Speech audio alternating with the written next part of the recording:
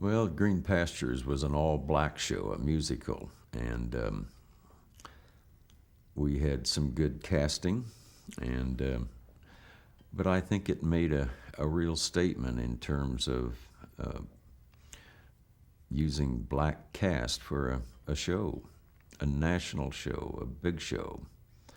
And although there were still some people that thought we shouldn't do that, I was proud that we did, and generally had good reaction.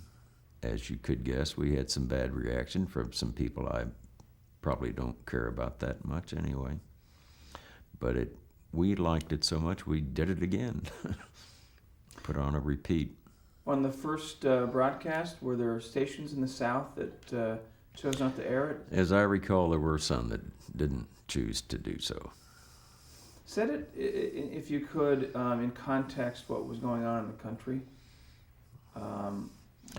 We were specifically 3 weeks, I think, after the broadcast. Yeah, we were in the throes of our hoping to get out of the problems of discrimination, and it was an active time in that world, and so I think it made it all the more meaningful. The timing was important.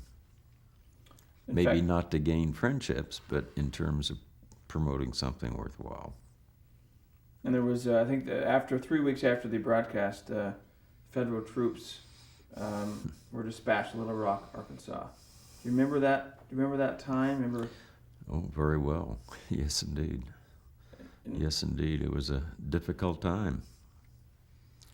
But really, the program was the forefront to addressing some of these racial issues. Well, it was, but it wasn't intended to be that. It was just we thought the problem was something that needed addressing and did that. It just happened that a lot of other things were happening at the same time. You'd